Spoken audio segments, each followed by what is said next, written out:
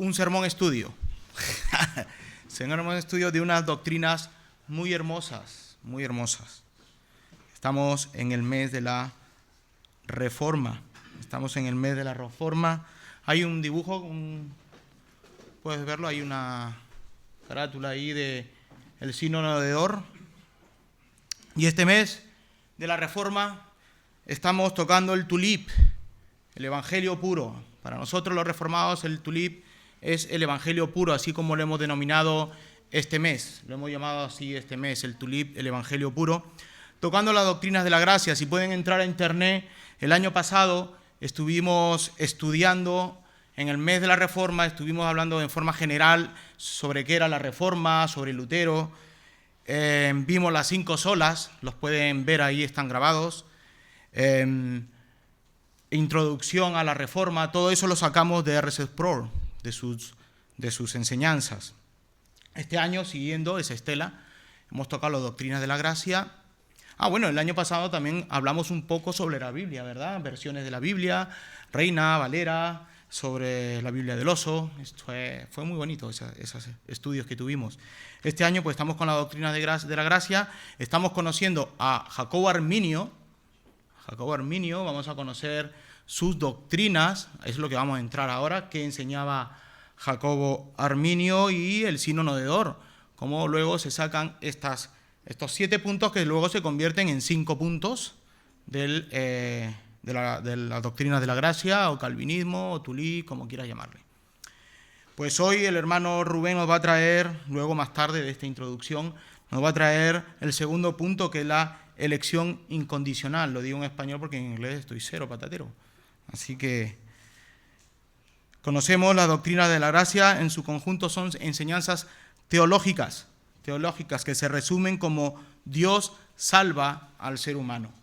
Y solamente Dios salva al ser humano. En la teología reformada o calvinista, estas doctrinas se derivan de la interpretación pura de las Escrituras y fueron sistematizadas. Ahí nace la doctrina de la gracia. Es como la teología sistemática. Fueron sistematizadas como respuesta a los 5 puntos de los remonstrantes o arminianos.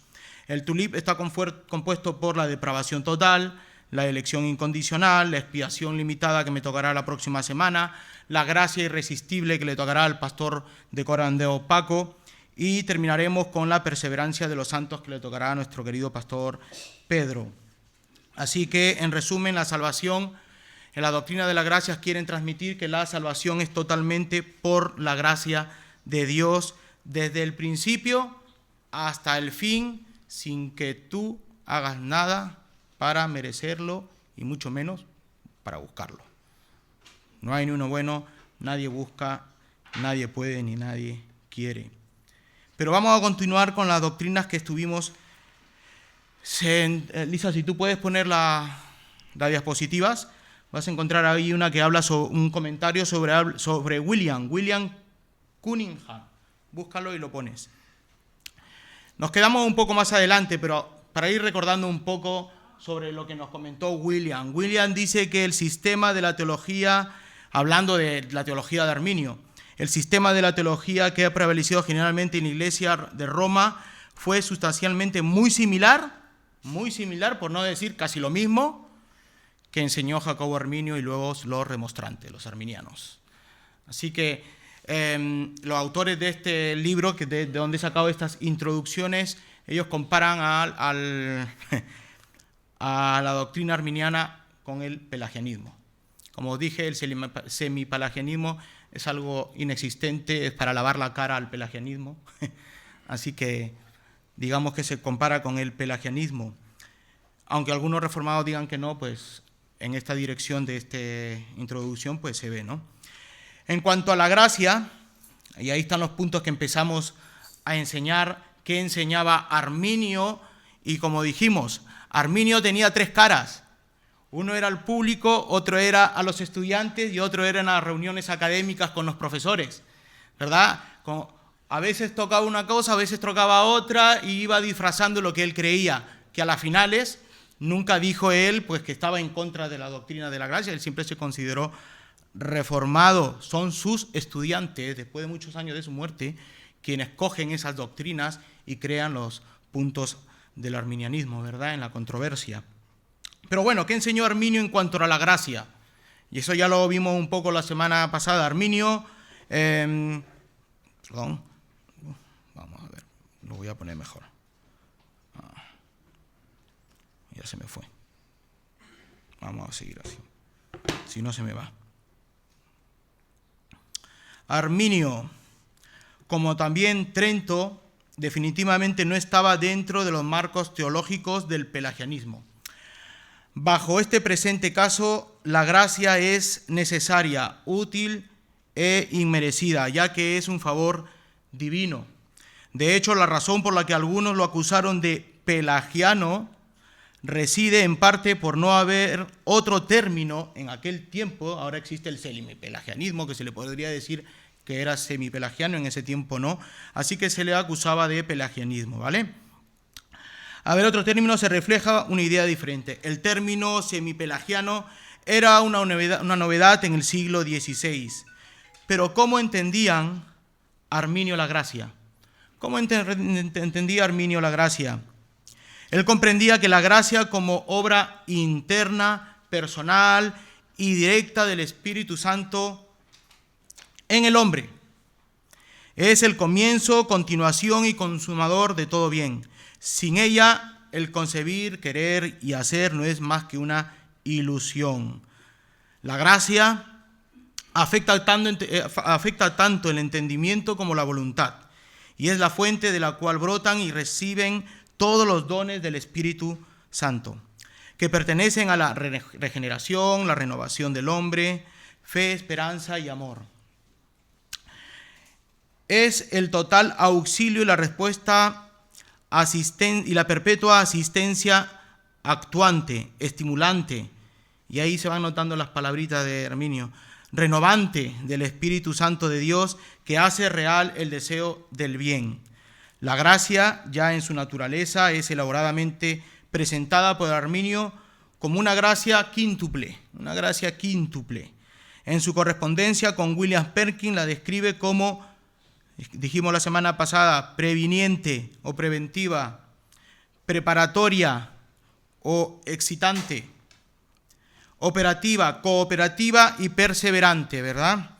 De estas características, la previniente o la preveniente y preparatoria son las que nos interesan. Arminio daba un lugar fundamental a la gracia en su doctrina, pero esta, dice Shet, así lo he dicho, no he dicho una mala palabra, no lo sé, o Set, vamos a decir Set, entró en conflicto con algunas posiciones, los que no me vayan a decir después, ¿ha dicho una mala palabra en inglés? No, Set, voy a decirlo así, Set entró en conflicto con algunas posiciones fundamentales de los reformadores sobre este tema. La vocación de la gracia, el llamamiento de los hombres a la vida eterna por el Evangelio como acto de gracia mediante la palabra de Dios y su Espíritu. Tiene un fin remoto, que es la salvación. La gracia, su fin es la salvación. Pero en esta vocación hay casos donde ocurre un resultado accidental, dice Arminio. Un resultado accidental, que no es la intención de Dios y consiste en el rechazo de la palabra de gracia y el desprecio del consejo divino, la resistencia ofrecida al Espíritu Santo, escribiría.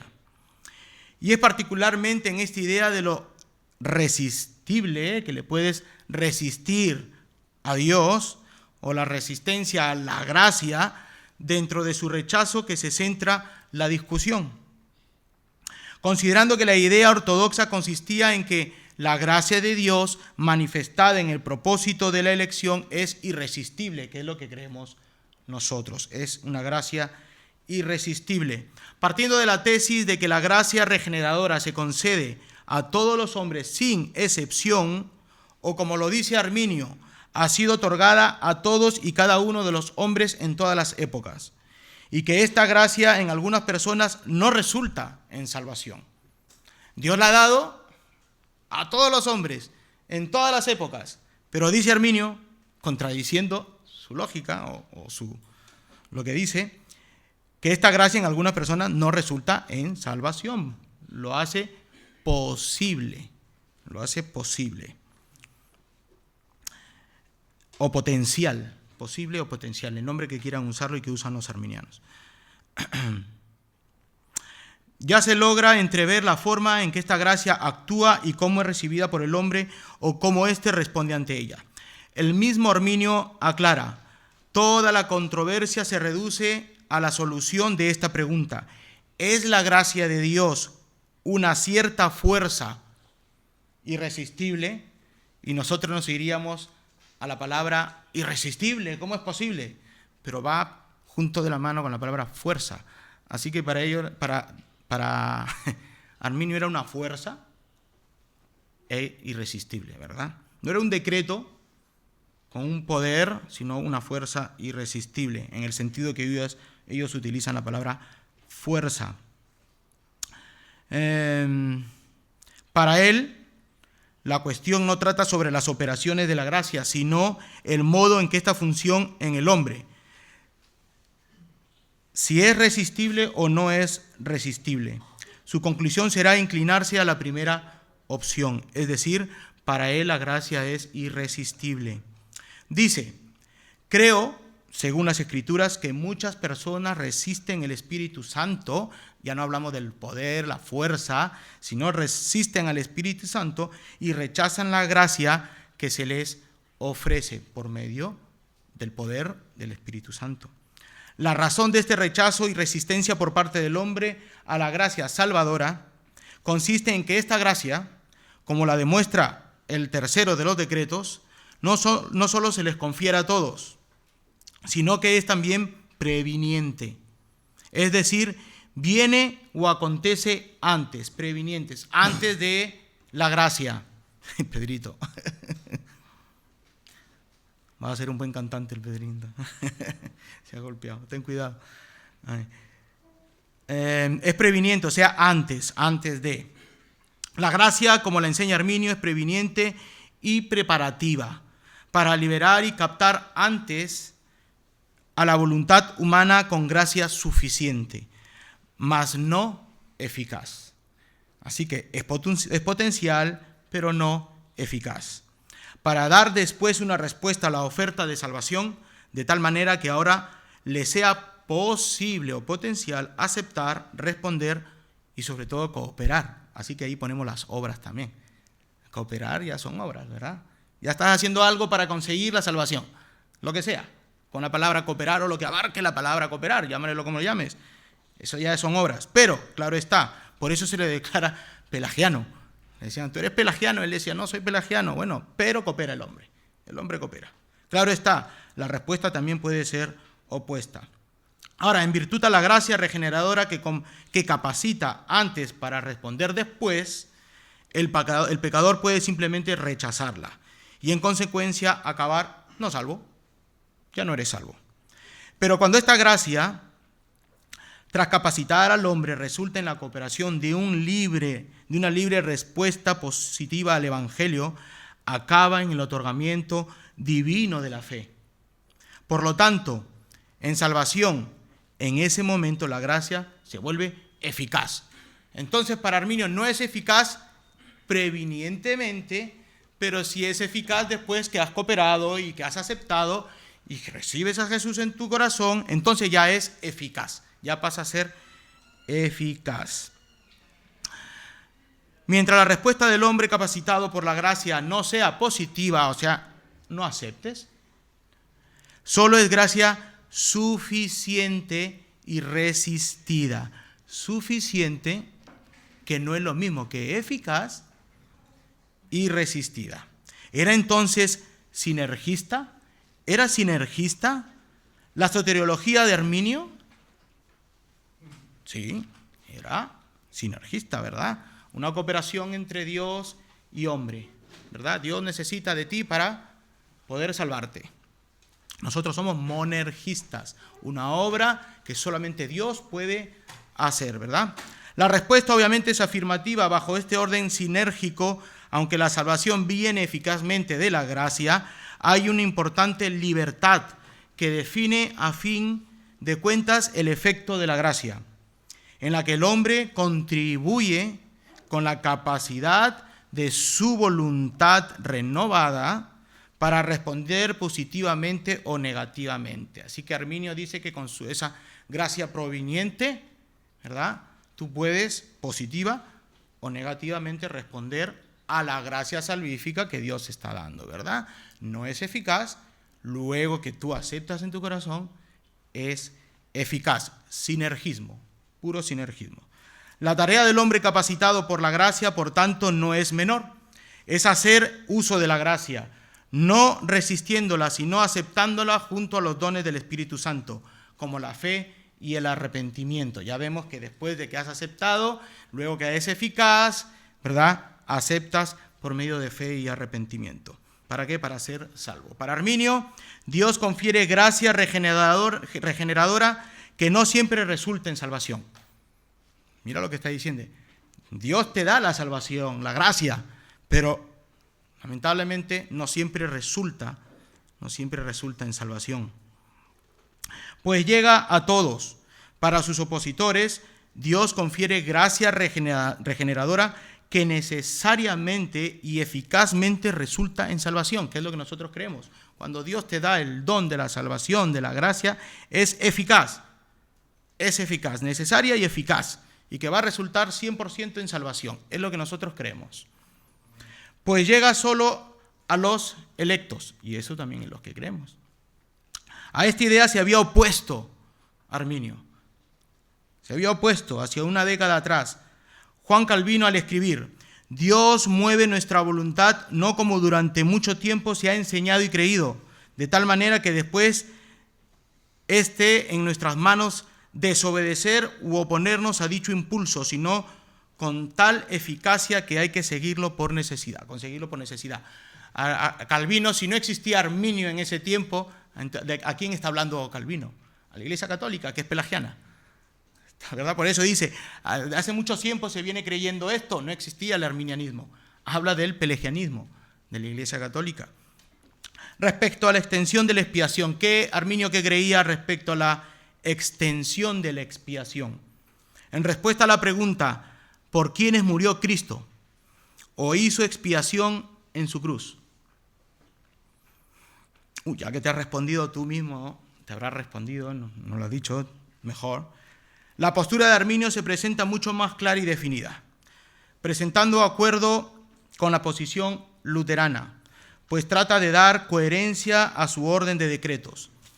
Antes de proseguir, el lector debe saber que el punto de partida de esta discusión no es, como tan acertadamente dice Calvino, el poder. No estamos discutiendo el poder o virtud de Cristo, ni la eficacia que tenga en sí mismo, sino quiénes son aquellos a los que Cristo se da a sí mismo para que disfruten de él. ¿Quiénes son por los cuales Dios o Jesús se da a sí mismo?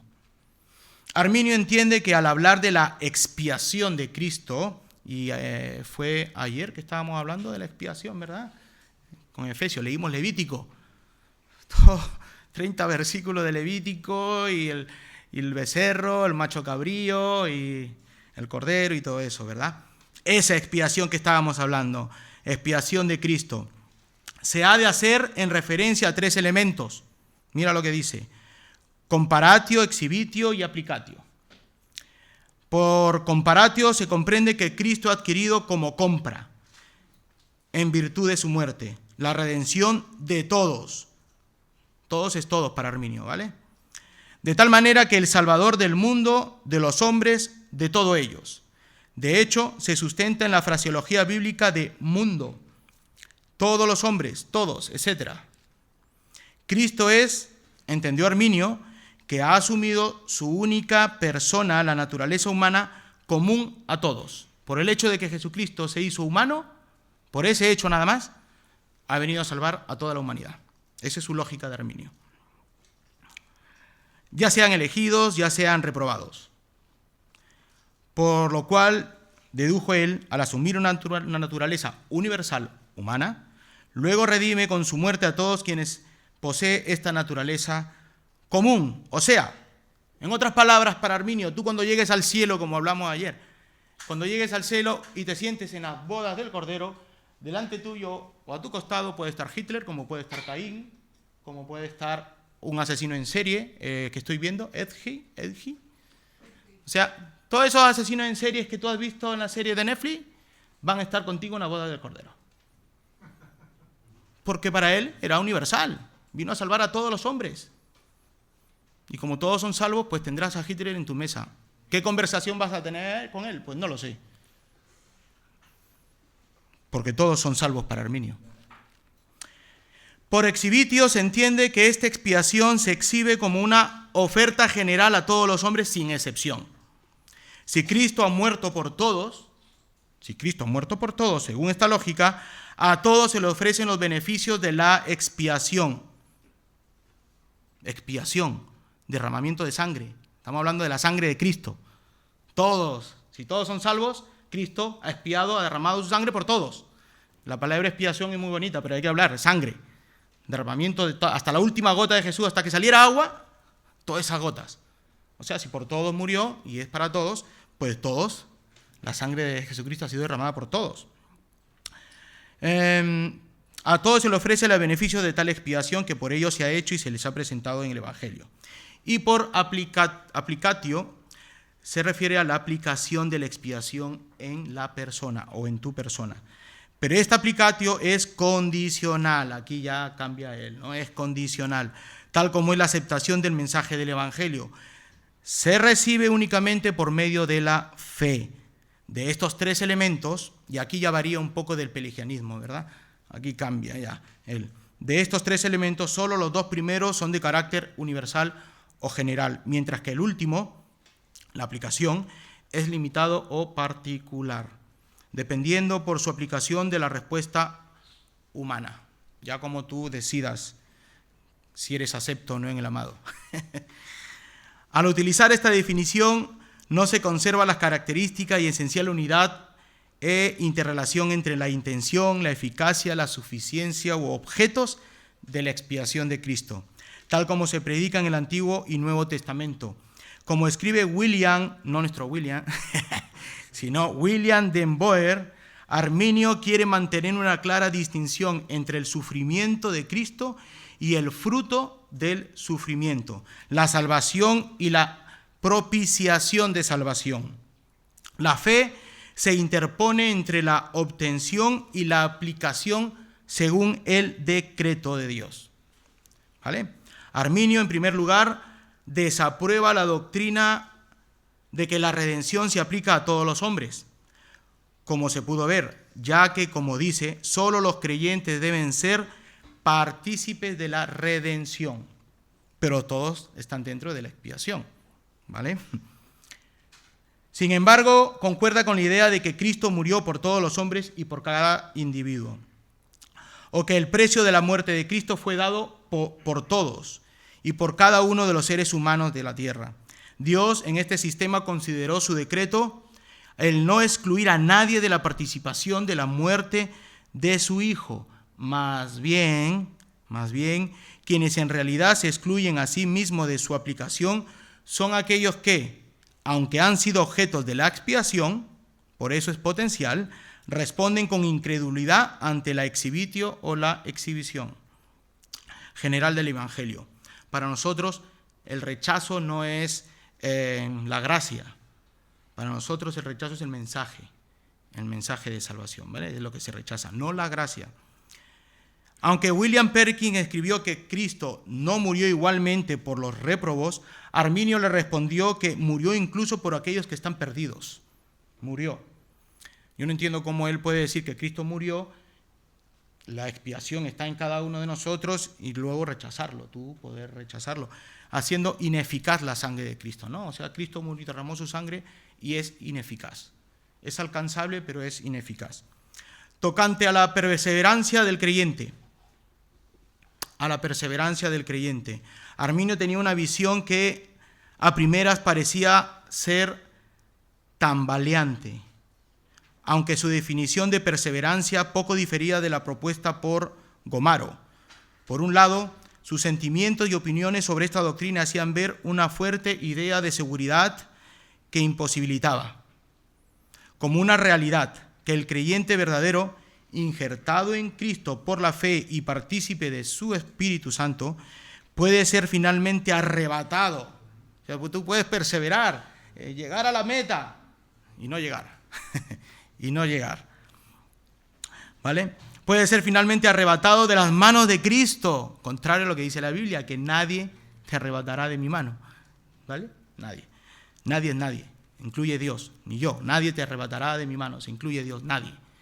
¿Vale? Y luego habla de ni lo creado, ni de los cielos, ni de abajo, ni arriba, y tú eres cosa creada, o sea que tú no puedes arrebatarte de la mano de Cristo, al menos que te consideres no creado, y un poco más celestial, como algunos profetas modernos de hoy en día. O arcángel, te creas un arcángel. Si hay aquí algún arcángel, de estos de República Dominicana que ahora son arcángeles, pero la Biblia dice que ni lo creado te arrebatará de la mano de Dios, ¿vale? Para Arminio, a pesar de que eres injertado por la fe y partícipe del Espíritu Santo, puedes ser finalmente arrebatado de las manos de Cristo y así resultar en condenación. Incluso, en este sentido, llegó a decir que le era muy difícil afirmar que la fe verdadera se acaba desvaneciendo totalmente en el creyente.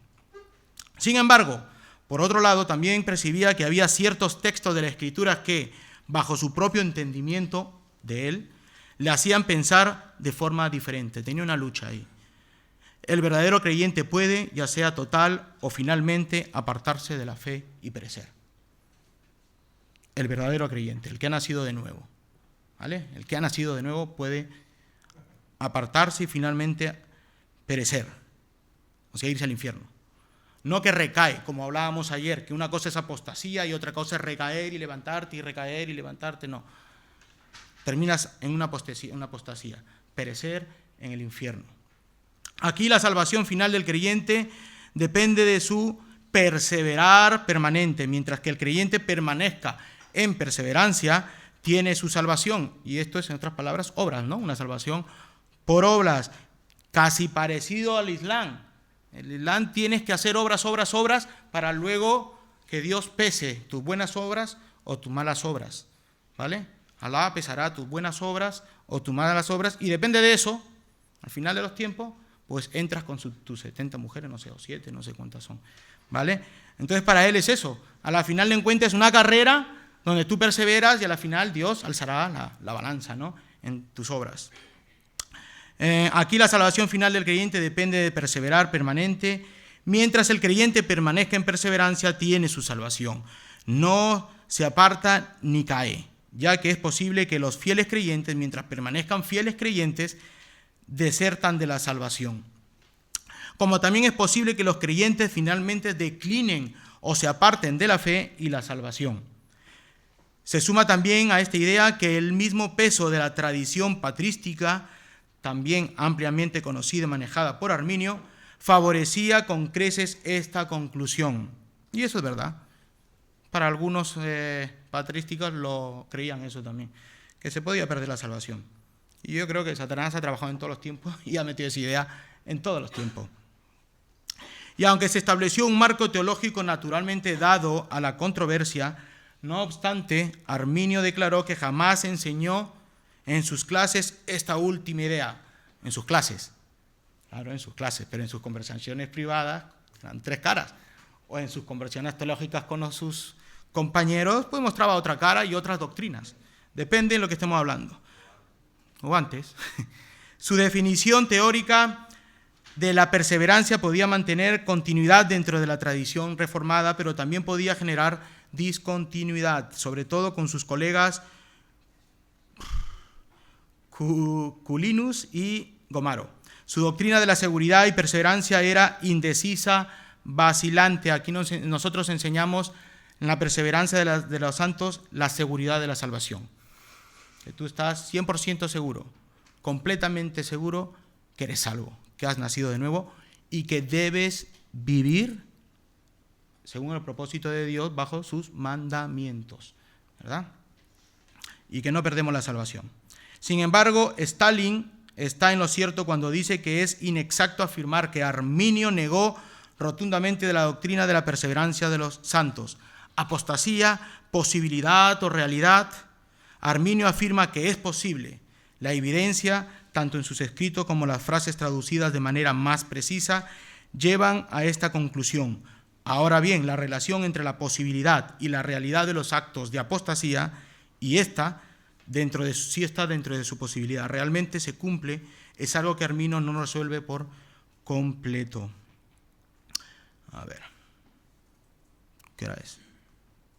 Vale, un poquito más. Esto, entre otros aspectos particulares de su pensamiento, son los que levantaron sospechas. Cabe recordar que estas discusiones teológicas no son nuevas en la experiencia de Arminio. Un tiempo antes de llegar a Leiden entabló correspondencia con el puritano isabelino William Perkins y con Francisco Junius desde 1597, respecto a la predestinación y el orden de las causas de la salvación. A medida que transcurrían las clases en Leiden, más se iban revelando las ideas del maestro.